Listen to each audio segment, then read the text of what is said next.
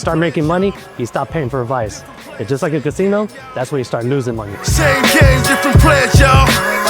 But they don't hear me listen. See, I done came from the bottom. So we're in Vegas. We spent big money coming here. So I flew out our team, I flew out the video guy. When we get to these rooms and we spend big money, it's not to show me how to wholesale. It's not to talk about wholesaling. It's to understand the key players in this industry who are closing 7 figures a year. There's not that many key players in wholesaling across the nation that are doing 7 figures a year. And I'm sure there's probably one big hitter who's really doing maybe inching to that 8 figures, but I will tell you 7 figures a year is hard. 8, I don't know, that couldn't even happen. But if there is a company out there or a team out there, man, I would love to know who you guys are. But nationwide, I would say there's probably a handful of individuals or a handful of companies that actually hit 7 figures a year. So when you go to your local real estate events and you go to your local makers, it's cool, right? You do deals, but when you pay big money to come to a different state like this, to meet certain individuals who's also doing 7 figures, that's where you really learn to take your steps to the next game, right? So as a local wholesaler, when you're doing a deal, hey, talk to the seller this way, talk to the seller that way. Hey, when I make a phone call, I say this, that's entry level.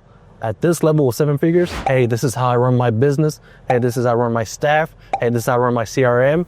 That's the keys that you don't learn at a local mixer. That's why we pay big money to come to these tables and learn what they're doing so we can also make sure we're doing what we're doing. And of course, vice versa. Hey, don't just take, my guy Frank yesterday said, hey, when you talk to these guys, give them value too, right? Hey, show them how we're doing 7 figures, show them how we're doing 6 figures a week sometimes, and let them know, hey, this is work for us, what works for you guys. So this is the stuff you won't find on the internet. You're not gonna find a website and say, hey, 7 figure wholesalers are coming together and talk about how they run their business.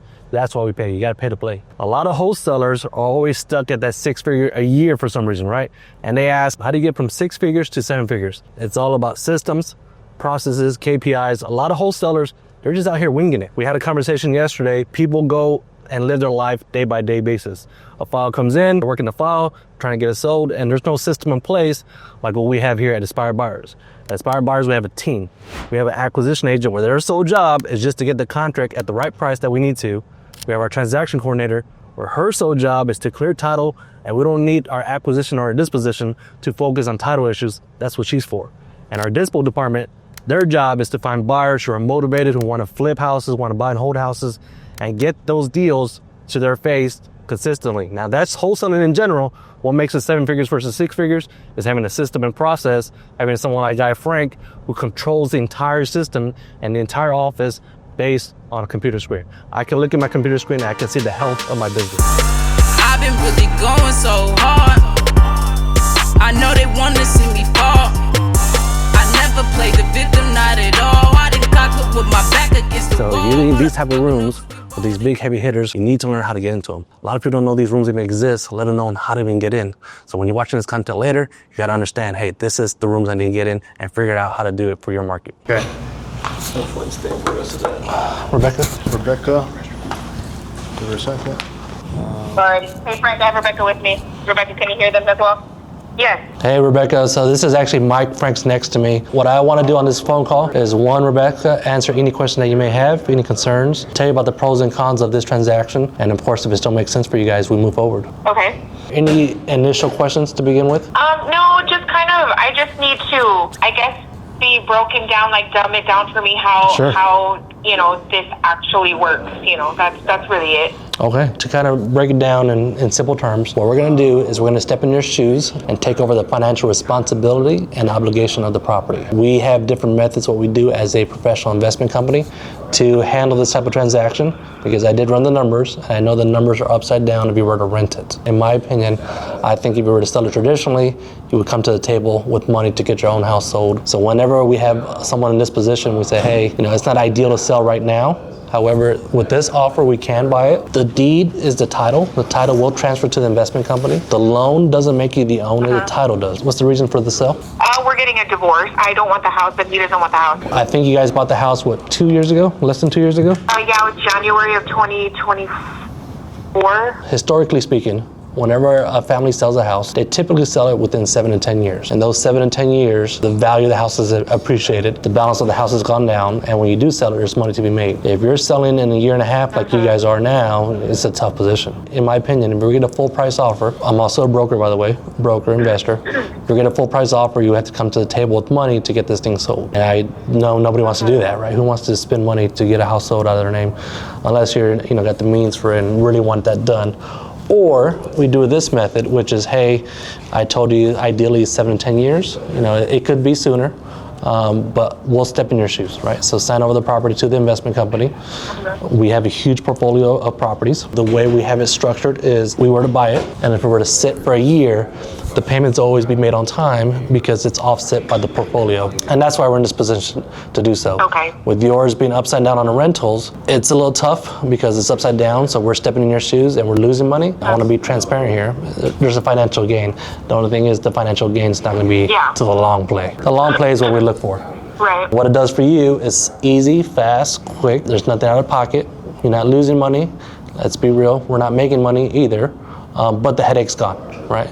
And we need your support and soon to be X support as well. We do close with the real estate attorney. The pros is what I told you, is it's fast, it's easy, it's quick. The cons, and there's really only one con for me that I want to share with you, is that the loan does stay in your name. The loan stays in your name till whenever it's time to sell the house, refinance the house, and those are pretty much the two options. So when we sell the house, let's just say in your shoes, in 7 years, 8 years, whatever that time hits, you were to sell it, you were to make a profit in the end. Or two, I saw the interest rate, I want to say it's a 5.5 if I recall. Let's just say the rates get better in the future, and it makes sense for us to refinance to get a better rate, and that's when we refinance, that's when the loan will get cleared out on your name. Yeah. Okay, I see. So the loan, the loan does stay in place. So we're just, in a simple nutshell, we're just taking over your payments the legal way. Yeah, so then I don't have to worry about it not getting paid.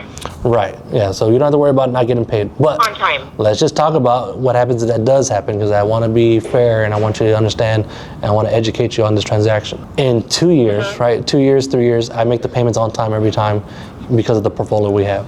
For some crazy reason, something happens, right? I stop making the payments for whatever crazy reason. Let's reassess the situation. It's been 3 years. It was renting, and it was upside down renting for a long time that I paid for. I've maintained the home for 3 years. I've taken the tenants for 3 years. The value of the house has gone up in 3 years. The balance of the loan has gone down in 3 years, and I stopped making payments. That's what you consider a breach of contract. When we do the breach of contract, you will have to go through an attorney and a judge. The judge will award the home back to you guys because, again, it's a breach of contract. At that point, you guys are in a better position. But I will tell you, in 3 years, the house is in a better position. I put the time, money, energy into it. We're not gonna let that happen. But at least it gives you a peace of mind. And if it were to happen, that's the benefit to you guys. That makes sense? Okay, yeah, because I only asked because I'm in this rental for a year, so they're willing to stretch it out for the year that it takes. But of course, I have to have a year with no late payments to the mortgage. So I just want to be able to close and acquire that mortgage while this is still going on. So like you guys will give me like documentation to show them and all that kind of stuff, right? Yeah, so let's talk about that, right? So that's another con, right? If this loan's in your name, how do you get another house in the future? When you get to the house and you want to buy it, you're gonna have a loan officer. The loan officer is gonna run your credit and they're gonna run your debt and they're gonna say, hey, we have this house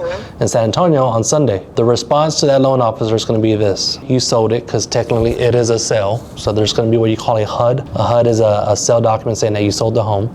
We're going to show them the deed. We're going to show them the deed that you no longer own it, that it's no longer in your name, property-wise. And then they're going to ask you for your last 12 months bank statements. And that last 12 months bank statements, they're going to show that you're not making the payment on Sunday. So 1, there was a sale. 2, you don't own the home. And 3, you're not making payments to that house on Sunday. That will clear that condition for that lender so you can move forward. On my end, of course, the payments will be made on time, so it won't affect your credit and it won't affect you getting a loan on the back end. And if you're still in agreement, I would like to talk to VX, make sure he's on agreement as well. And if he is, we can talk about the I'm fine with that. Okay, yeah, so if you guys are good with it, Priscilla, let's talk to the other party, make sure they're good with it. Any final questions? No, I'm good. Thank you for all that explanation and information. All right, well, Priscilla, get back to me and Frank and we'll go from there. Hustle, hustle, all I do is hustle, hustle, hustle, all I do is hustle, hustle, hustle, you gotta have hustle, hustle, hustle, all I do is hustle. Now I got 10 people around me. 10 people around me are the closest to me, not only in life, but in business. So when it comes to a table like this, we're sharpening each other's edges. This is culture at its finest. Not only we're doing good things in San Antonio, we're traveling the world, we're learning, we're spending time with each other, and we're creating experiences just like this. Now, when that check comes, and that check is bigger than the bill, and you normally get, that's when you pay attention. It pays to pay attention. This is what it's all about. So what exactly am I saying in this video? I'm saying we didn't spend money to learn how to wholesale. Obviously, we're doing that already. We spent money to 1, sharpen the office team, 2, build culture in the office, but 3, most importantly, is to sit in a room where people who are making 7 to 8 figures a year is normal. We want to ask the right questions with the right people at the right place and the right time. So if you like information just like this, we'll actually break down, go on trips, show you behind the scenes.